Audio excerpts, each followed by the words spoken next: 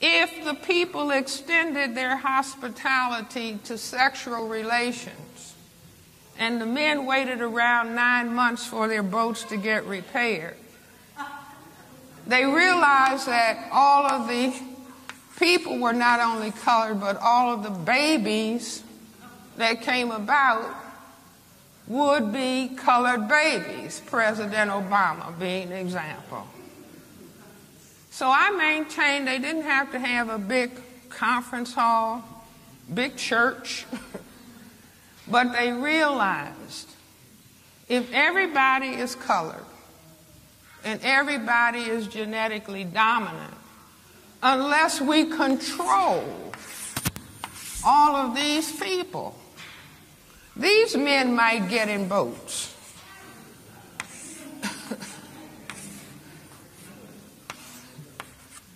And start going from south to north. And maybe at that time they were even aware that the white women said their ideal mate was tall and dark. So they realized, I maintain at that point, that white could disappear. That white could disappear on this planet unless they control. And we all grow up learning. Black people learn this before they learn how to read. If you are black, what class? Get back. If you are brown, stick around. If you're yellow, you're mellow. And if you're white, you're all right. Now I can say this in London, England. And the audience knows if you're black, get back, brown, stick around, yellow, mellow. Wherever white people have been where there are colored people, if they stayed around to make a color mix, that people start learning this. But most people don't understand, you just learn. Growing up, if you're black, get back, brown, sit around, yellow, brown, white. This is the color code for white genetic survival. The more color you have, the greater your genetic potential to cause white genetic annihilation. Are you following me? So we're taking the mystery out of all of this. But beyond that, see, all over this country, we are looking at a certain dynamic taking place. And I basically say we are on a genocide slide. Do you see that if people, certain people, are fearful of the genetic power of another group of people, then they will try consciously and or subconsciously to destroy those people. It's as though they have been labeled a genetic enemy. And so if you went to the prison, you will see more people at this color end than at this color end. Do you follow what I'm saying?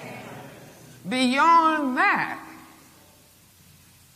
men and women may be equal as human beings. See, the audience got quiet. What is she going to say? Do you see? But it's only men, it's only males who can impose sexual intercourse. Are you following me? See, Sally Hemings didn't rape Thomas Jefferson. You know, if Sally Hemings got a knife out of the kitchen and threatened to have sex with Thomas Jefferson and he got afraid, what would happen, gentlemen? See, now I don't know if everybody got that lesson in physiology, but men know. If I went to my purse and got a M16 rifle and said to a man, "You are going to have sex," and I frightened him, gentlemen, what would happen? See, an erection cannot be maintained in the presence of fear. That's just fundamental physiology. The Creator made it that way. So a man wouldn't be, distracted by pleasure when he needed to run because of fear. So women cannot impose sexual intercourse. They can try to entice, influence, but they cannot impose. Ultimate imposition is to get a weapon.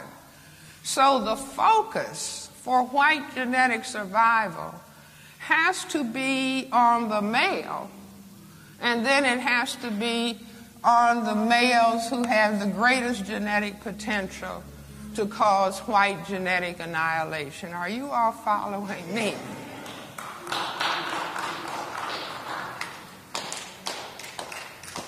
So Neely Fuller has told us that we're dealing with a system,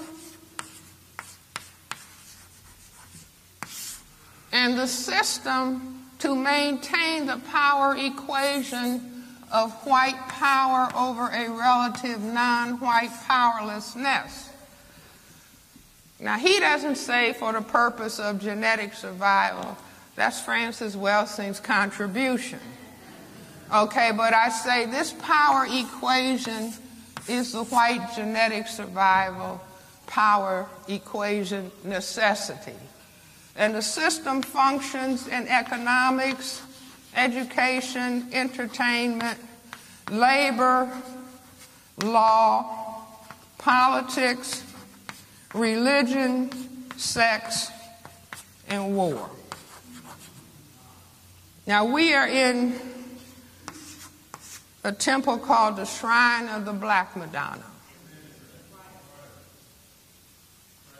Now, we can go back in history, and the paleontologists and anthropologists are telling us that black people were the parents, the first people. I'm not talking about some higher primate. I'm talking about human beings. Black people are the first people. Black people are the mothers and fathers of everybody on this planet. The first people to know about God. The first people to be mathematicians, architects, scientists, philosophers, to know about astronomy. But when the people who classify themselves as white started taking over, they knew of the critical importance in the area of religion of telling people, the whole world of colored people, that God was white.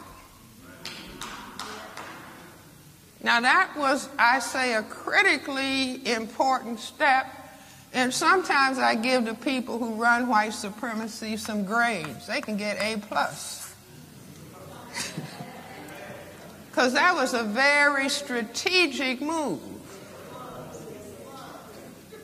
Do you see, to say, well, wait a minute, it's more of them than us. So first, if we conquer them, then we can brainwash them and have them think that they are the image of God, and having the people of color praying to white day and night to love them and to save them. And, oh God, why did you make me black?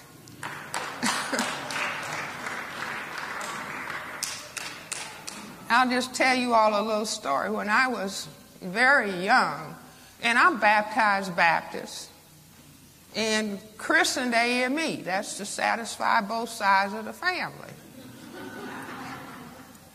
My grandfather was deacon, chairman of the Deacon and Trustee Board at Olivet Baptist Church in Chicago for 35 years. So I'm in church, before you can see straight.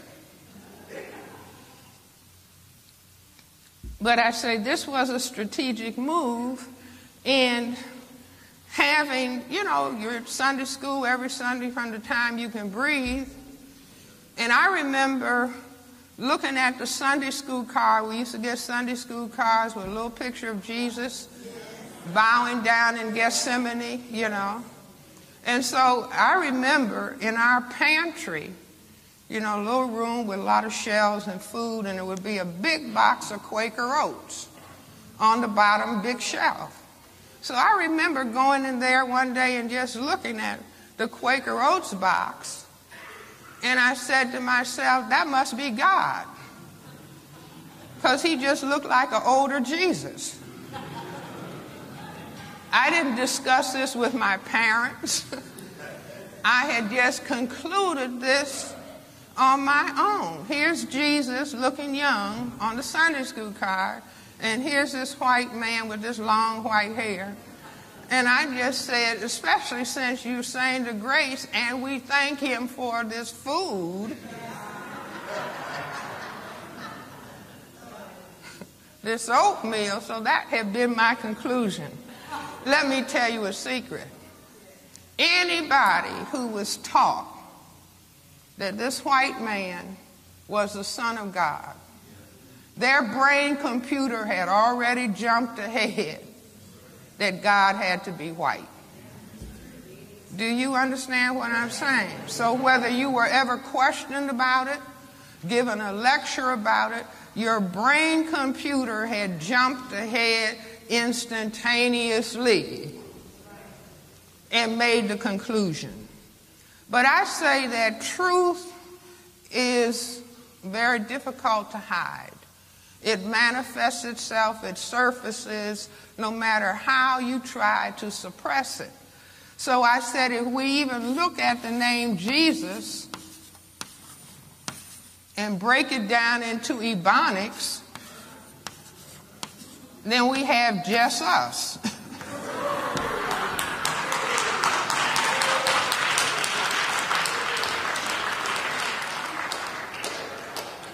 So while we're waiting for somebody else,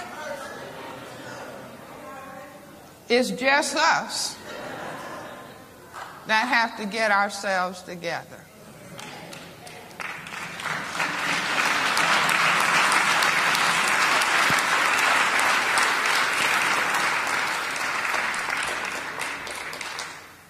You see, but I say, if you begin to understand what I'm saying about what racism as white supremacy is, not racism and white supremacy. Neely Fuller informs us racism is white supremacy, and white supremacy is racism. And what I'm saying is that we have fought as black people dealing with this problem generation after generation after generation after generation, that it was just a question of, well, white people have to be taught to love. I remember standing in my home being a little girl, just the height of the table. My parents were reading the Chicago Defender, my grandmother was there, and they were kind of whispering about a black man having been lynched. You know, they would talk softly, and then if you were a child, you knew to listen carefully. So I said to my grandmother, well, Granny, why would they do it? And my grandmother said, well, some people just have to act ugly.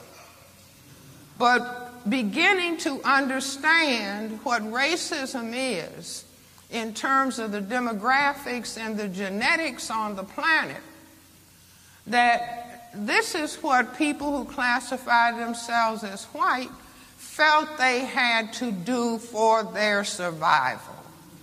And it is not logical to expect people who designed a system consciously and or subconsciously for their survival to undo that system.